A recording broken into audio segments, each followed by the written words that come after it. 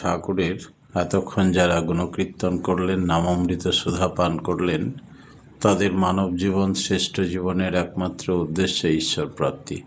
তা যেন এই জীবনেই সফল হয়, এই কাতর প্রার্থনা। আমাদের সমাজে বেশিরভাগ মানুষই কুলগুরু মাধ্যমে দীক্ষিত, তাই তারা আর সদ্গুরুর দীক্ষা নিতে চায় না। কুলগুরু জিনিসটা কি? যেখানে রামকৃষ্ণ ঠাকুর বললেন, এক অন্ধ আর এক অন্ধকে পথ দেখাতে পারে না, তাই সিদ্ধ নয় মন্ত্র দেয়, মারে মরে করেই ক্ষয়। ঠাকুর বললেন, নিজে সিদ্ধ না হয়ে যে লোককে মন্ত্র কয়, নিজের করে সর্বনাশার যজমানেরও ক্ষয়। তাই কুলগুরুর মধ্যে আবদ্ধ থাকলে তখন নিজেই যেহেতু সিদ্ধ নয়, মার্গদর্শন করেনি, তাই শিষ্যকেও মার্গদর্শন করাতে পারে না। গুরু একমাত্র সদ্গুরুই। কুলগুরু যা দেন সেটা হচ্ছে সদ্গুরুর অ্যাবসেন্টে সেটাকে বজায় রাখার, অভ্যাসটাকে বজায় রাখার জন্য অনুশীলন করা। কুলগুরু প্রকৃত যারা, তারা বলে দেন বা বলে দেওয়া উচিত যে আমি যে দীক্ষা তোমায় দিলাম, সদ্গুরুর সন্ধান পেলে তুমি তার কাছ থেকে আবার দীক্ষা নিয়ে নিও, তাকে পেলেই গ্রহণ করো। এই অনুশীলনটা আগে ছিল। পরবর্তীতে মানুষ যত লোভী হয়ে উঠল, তখন এই অনুশীলনটা নষ্ট হয়ে গেল, আর বলে দিত না। আর শিষ্য ভাবত কুলগুরু ত্যাগ হয়ে যাবে, তাই সদ্গুরু বাড়ির কাছে এসে বাঁশি বাজালেও তার আর দীক্ষা সে নিত না। গুরু ত্যাগ হয়ে যায় সেই ভয়ে। এইভাবে কুলগুরু হয়তো সাধনা সিদ্ধি এইসবের কোনো ধার ধারল না। পৈতৃক সম্পত্তি মনে করে সে কুলগুরু মারা গেল, তার হয়তো 4টি ছেলে, শিষ্যদের বন্টননামা করে দিল, অমুক এলাকা তোমার, তমুক এলাকা তোমার। সেই এলাকায় সে মাঝে মাঝে যায় আর সেখানে দীক্ষা দেয়, আর ঝোলা ভর্তি করে জিনিসপত্র নিয়ে আসে। এইভাবে তার কুলগুরুর ব্যবসাটাকে বজায় রাখল। আর সেই ইন্টারেস্টে সে আর বলে দিল না যে প্রকৃতপক্ষে গুরু গ্রহণ, নাম ধ্যান, জপ এগুলো অনিবার্য। সেই অনুশীলনটা বজায় রাখার জন্য আমরা দীক্ষা দিচ্ছি। সদ্গুরুর অনুসন্ধান পেলেই, দীক্ষা নেওয়ার সুযোগ পেলে তৎক্ষণাৎ তুমি দীক্ষা নিয়ে নেবে, এই জিনিসটা বলা বন্ধ করে দিল। এই জন্যে মানুষের একটা অধঃপতন শুরু হলো। ওই কুলগুরুতেই আবদ্ধ থেকে গেল, সদ্গুরুর কাছ অবধি আসতে পারল না।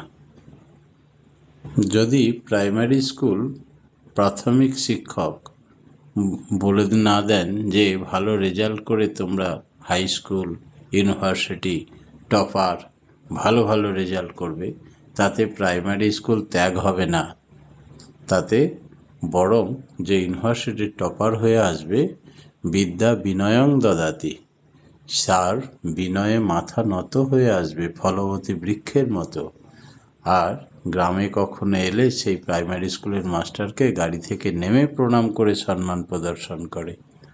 কিন্তু যার বিদ্যা ওই অবধি সীমিত, প্রাইমারি অবধি, সে মাস্টারমশাইয়ের সামনেই হয়তো বিড়ি সিগারেট খেতে খেতে চলে যায়, তাকে সম্মান দিতে পারে না, কারণ বিদ্যার অভাব, প্রকৃত শিক্ষা সে পায়নি। এমনি করেই নষ্ট হয়ে গেল দেশ, সমাজ, কাল। আবার তাদের যখনই জিজ্ঞেস করা হবে সদ্গুরুর দীক্ষা নিয়ে নিন, বলে না না, আমাদের কুলগুরুর দীক্ষা হয়ে গেছে, গুরু ত্যাগ হয়ে যাবে। এইভাবে নিজেকে সারিয়ে রাখে। আমরা এই পৃথিবীতে আসি, কী উদ্দেশ্যে আসি, কেনই বা আসি, আর কেনই বা যাই, চলে যাই, এই আসা যাওয়ার উদ্দেশ্যটা কি? মোট কথা, আমরা পৃথিবীতে এসে আর মরতে চাই না, আর মরতে চাই না কেউ। এর মধ্যে দিয়ে জীবনটাকে উপভোগ করতে চায়। যাই করি এই বেঁচে থাকার একটা being and becoming of existence, বাঁচা এবং বাড়ার প্রবণতা আমাদের থাকে। আর যে যে প্রফেশনে যুক্ত থাকি সেইটাকেই মনে করি হয়তো আমার জীবনের একমাত্র উদ্দেশ্য। কেউ প্রফেসরি করি, কেউ ওকালতি করি, কেউ ব্যবসা করি, জীবনের উদ্দেশ্য হচ্ছে সেইটি করা। এইটি বজায় রাখতে আমরা মন প্রাণ দিয়ে চেষ্টা করি, কিন্তু ঠাকুর বলছেন যে তোমাকে সেই পথে চালিয়ে নিয়ে যায় প্রবৃত্তি। প্রবৃত্তির গণ্ডি ভেদ করতে হবে আমাদের, না হলে জীবনের উদ্দেশ্যে তুমি এগিয়ে যেতে পারবে না। জীবনের উদ্দেশ্য কি? জীবনের উদ্দেশ্য হচ্ছে you are for the lord, not for others. You are for the lord and so for others. তাই ঈশ্বর প্রাপ্তি আমাদের জীবনের একমাত্র উদ্দেশ্য। তাই ঈশ্বর প্রাপ্তি না হলে আমাদের মনুষ্য জীবন, শ্রেষ্ঠ জীবনের যে অধিকার ঈশ্বর দিয়েছিলেন, দীক্ষা গ্রহণ, সদ্গুরু গ্রহণ, তার নির্দেশিত পথে চলে নিজের আপলিমেন্ট, উন্নতির ধারে আমরা যেন এগিয়ে নিয়ে যেতে পারি, সেই কাজটা হবে না।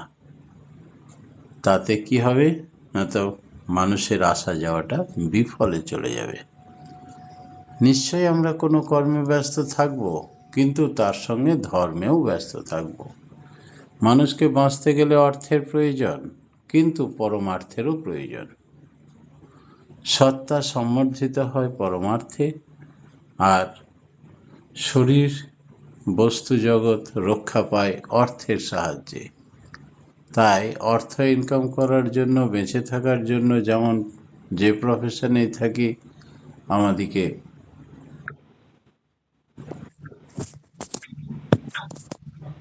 এটা যেমন যোগযুক্ত হতে হয়, তেমনি